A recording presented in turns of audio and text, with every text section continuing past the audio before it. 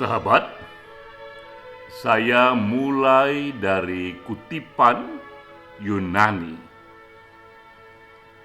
Kutipan ini menyatakan bahwa bumi sangat besar, tapi matahari lebih besar. Matahari sangat besar, tapi manusia jauh lebih besar. Inilah kutipan yang memberikan keagungan dan superioritas kepada manusia. Di era pandemik, kutipan ini juga bisa kita analogkan bahwa pandemi sangatlah besar, tapi manusia jauh lebih besar. Pada waktunya, kita manusia akan mengatasi pandemi. 2 tahun sudah kita hidup bersama pandemi, dan kita tahu sekarang ini bahwa pandemi tak lagi hanya menjadi wabah penyakit, tapi pandemi juga sudah menjadi wabah ekonomi porak-poranda, dan karena itu pula perlu kita cari cara pada waktunya bangkit kembali dari situasi ekonomi. Ini pengantar yang kuat untuk kita masuk ke dalam pembahasan webinar minggu ini dengan topik refleksi ekonomi Indonesia di masa pandemi. Pembicaranya adalah Profesor Dr. Didin S. Damanhuri. Kita tahu Didin ini sahabat kita, tidak hanya memang ia seorang profesor ekonomi dari IPB, tapi juga ia Dewan Penasihat di Satu Pena, sudah malang melintang tak hanya soal ekonomi, tapi juga soal yang jauh lebih besar, sehingga ia bisa melihat isu ekonomi di era pandemik dalam kerangka yang lebih makro. Ini yang menjadi topik kita. Nah, saya memperkaya diskusi ini dengan mengambil satu isu penting soal ekonomi itu, bahwa ternyata efek ekonomi di era pandemik itu berbeda-beda di berbagai segmen populasi. Benar bahwa kita menghadapi virus yang sama, kita menghadapi kondisi makro yang sama, tapi efeknya kepada masing-masing individu, kepada masing-masing segmen akan berbeda-beda, karena masing-masing segmen masyarakat itu memiliki daya tahan dan kapasitas yang juga berbeda. Nah, saya akan menunjukkan di sini bahwa ternyata di era pandemik itu yang membuat kita terpana. Justru di era pandemik ini jurang antara yang kaya dan yang miskin itu bertambah luas. Pandemi menyebabkan umumnya kita bertambah miskin, orang yang miskin bertambah miskin, orang yang kaya juga bertambah sedikit miskin, tapi mereka yang super rich, mereka yang super kaya, justru di era pandemi mereka bertambah kaya. Ini yang akan saya bahas ya. Saya akan memberikan klasifikasi bagaimana efek ekonomi era pandemik ini terhadap 40% orang yang paling miskin di dunia, juga terhadap 40% orang yang paling kaya di dunia, juga terhadap 1% orang yang paling kaya di dunia, juga efek ekonomi dari pandemik terhadap 0,01% the super rich, orang yang super kaya di dunia. Bahkan yang lebih jauh lagi, puncak dari segala puncak, efek pandemik terhadap 10 orang paling kaya. Dengan sendirinya untuk membahas ini, kita perlu mengolah data, dan data harus diambil dari sumber yang kredibel. Ini sumbernya, saya menggunakan data dari World Bank, dan juga dari media-media yang kokoh, yang kredibel, The Economist, Time Magazine, CNBC, dan The Guardian. Dengan menggunakan banyak media dan sumber ini, maka data-data itu bisa bersinergi dan kita pilihkan data yang kita yakini akurasinya. Pertama, ini datanya bahwa efek pandemi ini membuat 40% dari mereka yang tadinya sudah miskin itu bertambah miskin. Jadi mereka yang miskin, 40% yang miskin di era pandemi ini bertambah miskin sebesar 6,7%. Jadi kita lihat betapa hebat efek ekonomi ini di era pandemik. Orang yang miskin pun jauh bertambah miskin lagi, dan jauh lagi lebih menderita adalah orang yang miskin di negara miskin. Karena yang miskin di negara kaya juga sudah terbantu oleh berbagai fasilitas negara modern yang umumnya mereka miliki, tapi ini tak dimiliki negara yang kaya, yaitu aneka program-program kesejahteraan masyarakat yang memang sudah built-in dalam satu program pemerintahan negara-negara yang maju. Jadi ini pertama, pada top 40% orang paling miskin, efeknya bertambah miskin 6,7%. Namun juga orang yang paling kaya pun, 40% orang paling kaya pun juga bertambah miskin, tapi bertambah miskinnya dalam persentase yang lebih kecil, yaitu hanya 2,8% saja. Dan kita bandingkan, yang paling miskin berkurangnya 6,7%, yang paling kaya berkurang kekayaannya hanya 2,8% saja. Dan ini juga penghasilan mereka yang dalam terminologi formalnya itu $2 per hari, ya katakanlah kita terjemahkan Rp30.000 per hari. Jumlah mereka yang di bawah itu penghasilannya akibat pandemi bertambah banyak jumlahnya, dan dihitung di sini bertambah 97 juta. Lalu berikutnya juga mereka yang miskin yang ada ukurannya, World Bank sudah menetapkan apa definisi orang miskin itu. Di era pandemi juga menaik, yang tadinya 7,8% menjadi 9,1%. Jika kita melihat tren dunia dari waktu ke waktu, hal yang normal terjadi, jumlah orang miskin itu terus menurun dari waktu ke waktu, tapi di era pandemik, tren itu patah dan justru orang miskin bertambah banyak.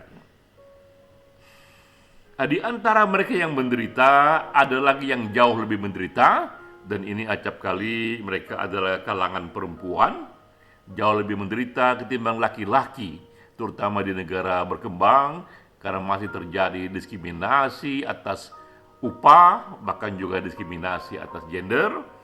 Juga yang lebih menderita adalah mereka yang pendidikan rendah, karena umumnya mereka susah untuk mengubah kapasitas agar diterima di dunia yang sekarang ini krisis.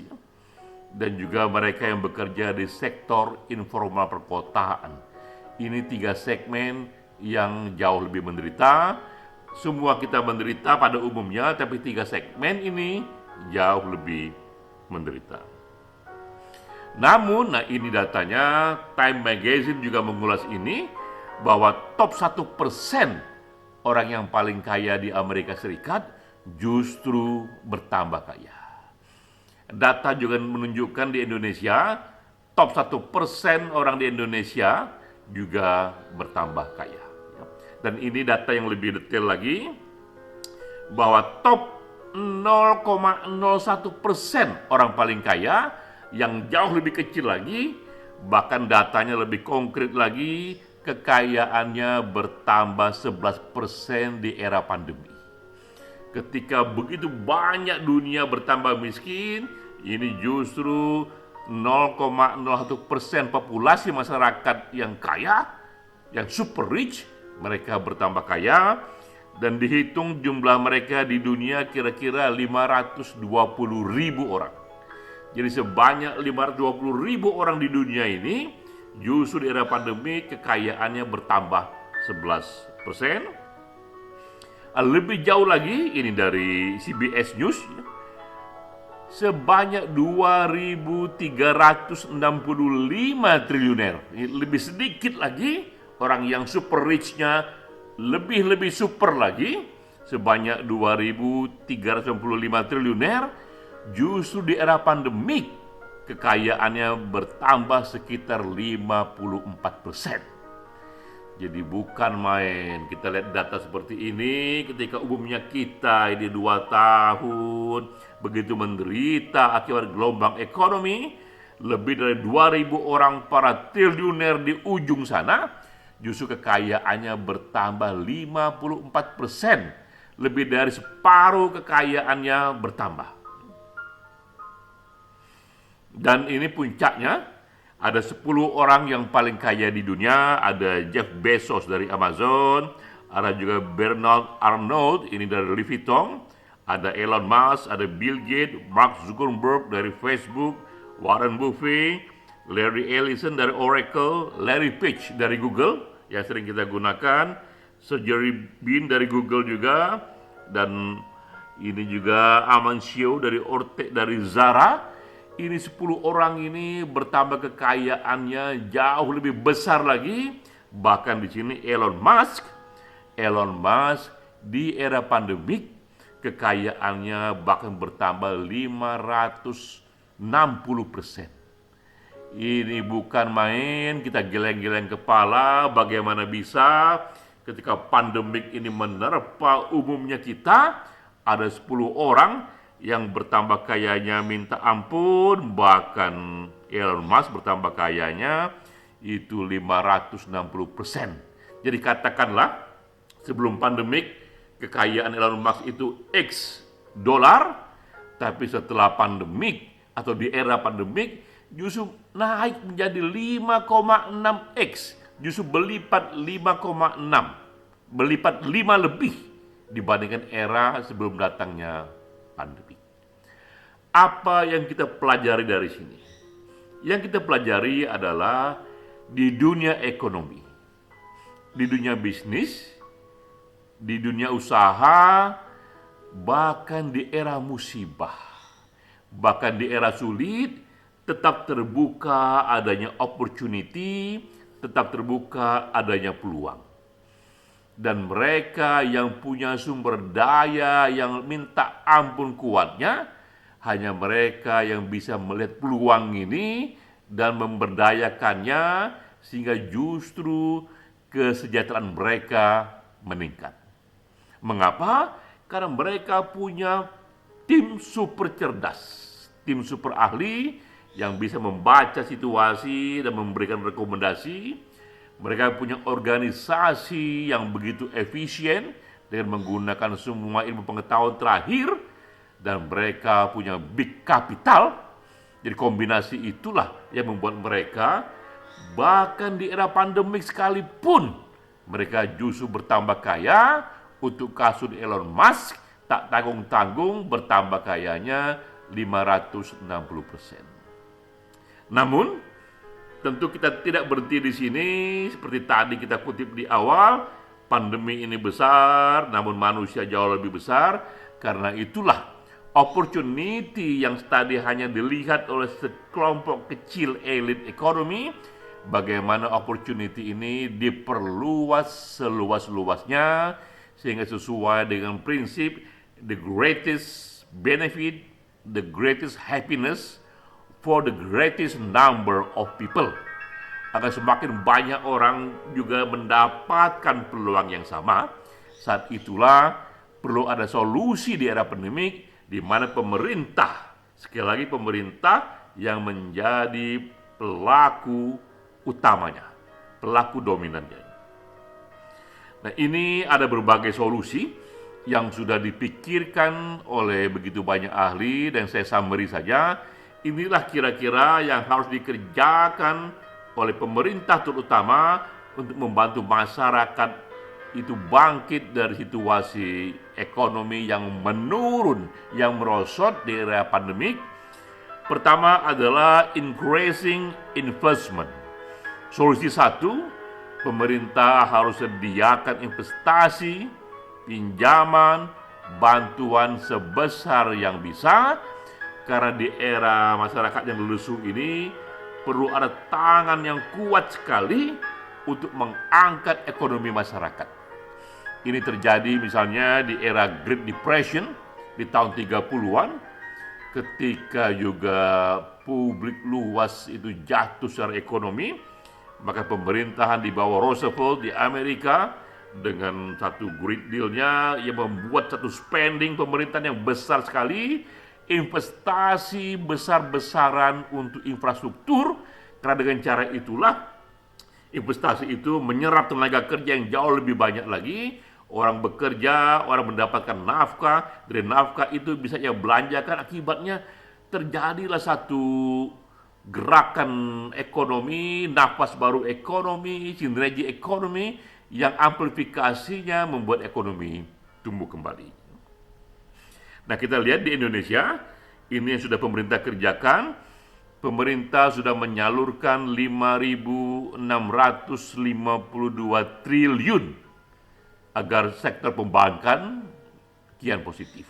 Jadi melalui perbankan, melalui bank, sudah lebih dari 5.000 triliun dikucurkan untuk kembali membangkitkan ekonomi. Jadi pemerintah di sini sudah menjalankan solusi satu, mengkucurkan investasi atau pinjaman sebesar yang bisa, karena butuh tangan yang kuat sekali untuk mengangkat masyarakat yang dalam situasi lemah, ekonomi yang lesu.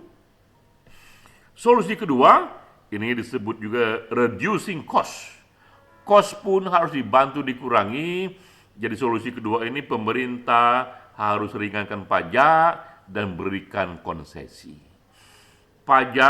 Jumlah pajak yang di era normal dianggap itu oke, dianggap itu biasa, tapi di era krisis pajak serupa justru sangat memberatkan dan bisa membuat masyarakat dan pelaku usaha pada umumnya itu terus terpuruk di bawah. Karena itulah pemerintah harus mengambil inisiatif juga untuk melakukan satu subsidi dan keringanan pajak. Ini juga disarankan oleh banyak ahli. Nah, kita lihat apa yang sudah dikerjakan oleh pemerintah.